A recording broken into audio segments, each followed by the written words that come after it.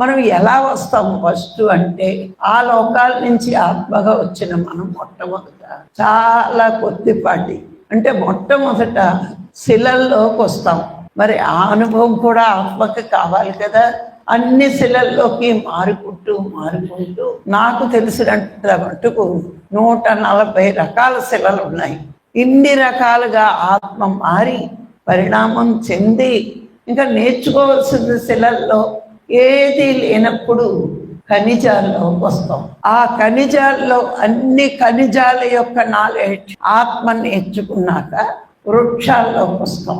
శిలల్లోని ఖనిజాల్లోని పంచభూతాల్లో ఒక్క తత్వం కూడా ఉండదు, అటు కొద్దిపాటి చైతన్యం ఉంటుంది. ఇప్పుడు చూడండి, ఖనిజాలు శిలల్లో ఒక బెడ్ ల్యాంప్ వరకు పోల్చుకుంటే మానవుడు ఒక మెర్క్యూరీ ల్యాంప్ లాంటి అంత ప్రకాశం మానవుల్లో ఉంటుంది. శిలల్లోని ఖనిజాల్లోని అంత తక్కువ ప్రకాశం చైతన్యం ఉంటుంది. మరి వృక్షాల్లోకి వచ్చేటప్పటికి ఏకతత్వం ఉంటుంది, నీటి తత్వం. ఇప్పుడు మానవుడు ఎన్ని తత్వాలు?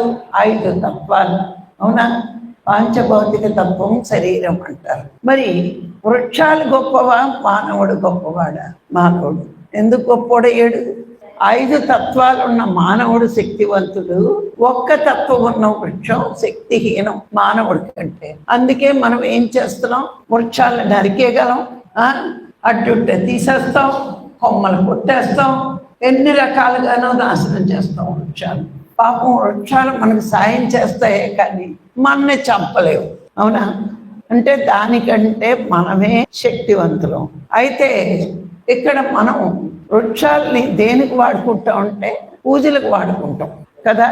ఇప్పుడు కొన్ని విగ్రహాలు కొయ్యి ముక్కలతో చేస్తారు, కొన్ని విగ్రహాలు రాళ్లతో చేస్తారు, కొన్ని విగ్రహాలు ఖనిజాలతో చేస్తున్నారు. ఇప్పుడు ఖనిజాలతో చేసిన, రాయితో చేసిన, వృక్షంతో చేసిన విగ్రహంగా మార్చిన వాడెవరు? ఇప్పుడు కొండ నుంచి బండరాయిని తెచ్చి బండరాయిని శిల్పంగా మారుస్తే మొక్కుతున్నావు, బండరాయిగా ఉంటే తొక్కుతున్నావు, అవునా?